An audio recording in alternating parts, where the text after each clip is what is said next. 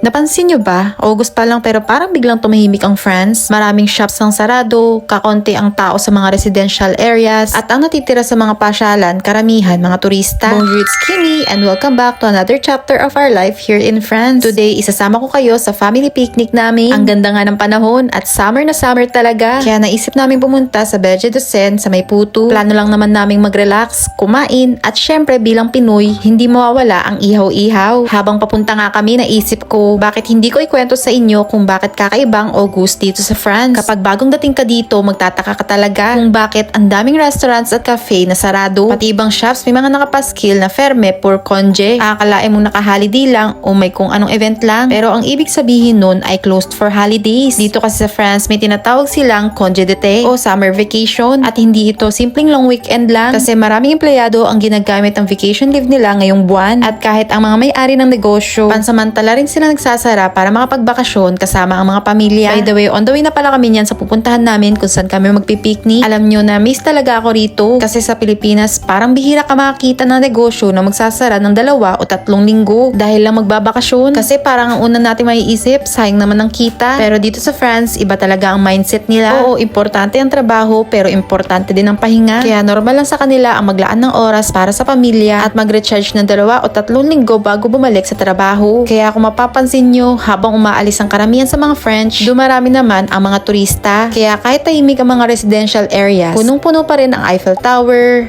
Louvre, Seine River, at iba pang mga sikat na pasyalan dito. At alam nyo ba kung saan madalas pumunta ang mga French tuwing August? Marami sa kanila ang bumababa sa south of France, gaya ng Nice, Cannes at Marseille, syempre para mag-beach. At ang iba naman ay umuuwi sa countryside, habang may ilan ding nagbabakasyon sa Spain, Italy, Portugal o kaya Greece. Kaya halos sabay-sabay silang umaalis ngayong buwan. By the way, malapit na nga rin kami sa picnic area. Excited pa naman din kami kasi may mga dala kaming mga pang-ihaw. Ang sarap siguro kumain dun habang tanaw ang ilog. Pero alam nyo, yung akala mo perfect na yung araw mo, tapos biglang may plot twist. Habang nag-iihaw na kasi kami, biglang may dumating na pulis. Kinabahan kami noong una. Akala namin kung ano na ang problema. Pero mabait naman sila kasi pinaliwanag lang nila sa amin na bawal ang charcoal grill sa park kung saan dito sana kami mag-iihaw. Ang pwede lang daw kasing gamitin ay ang electric grill na nandito. Kaya pinatigil nila kami. Ang nakakatawa lang, yung electric grill na nakalagay doon hindi naman gumagana. Kaya wala rin kaming choice kundi itigil na lang ang pag-iihaw. Mabuti na lang talaga may ilan na kaming naluto. Kaya may nakain pa rin kami. Yung iba sayang lang talaga. Pero naisip din namin ginagawa lang nila ang trabaho nila. Hindi lang pala kami ang nandyan. May mga kasama rin kami dyan na ibang lahi. At nag-iihaw rin sila. Pinagbabawal kasi nila yung ganyan. Lalo na ngayong summer na mas mataas ang risk ng sunog dahil sa init ng panahon at tuyong damo. Kaya mahigpit talaga sila lalo sa paggamit ng charcoal o anumang open fire. Isa na naman to natutunan namin bilang nakatira dito sa France. Hindi rin nagtagal, umalis din sila kaagad. Pero for sure, babalik yung mga yan para mag-check ulit. Kaya kung may plano kayong bumisita sa France ngayong August, una, huwag kayo magulat kung may mga restaurant o shops na sarado. Normal lang yun ngayong buwan o kaya tuwing August. Kaya ugaliin mag-check muna ng opening hours bago umalis. Pangalawa, kahit tahimik yung ibang lugar dito sa France, asahan nyo na matao pa rin sa mga sikat na attractions. Dahil syempre, summer vacation din ng mga turista. At pangatlo, kung magpipiknik kayo gaya namin, alamin niyo muna ang rules ng park, lalo na kung balak nyo mag-barbecue. Sa huli, kahit hindi natapos ang barbecue namin, naging masaya pa rin naman ang araw. Nakakain pa rin kami, naglakad-lakad sa paligid, at syempre, nag-enjoy sa view. Baka balang araw kayo naman na makapunta dito. At least may idea na kayo kung ano ang aasahan, lalo na kung August kayo bibisita. By the way, dahil hindi nga kami natapos sa pag-iihaw ng barbecue, ang bait nga ng kasama namin na ibang lahi kasi binigyan nila kami ng luto nilang karne, at humirit pa nga kami dyan ng ihaw na marshmallow bago namin tinapos dyan yung pag-iihaw-ihaw namin.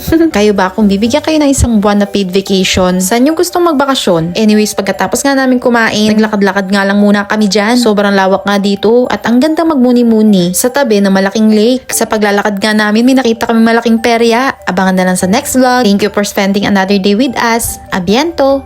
Bye!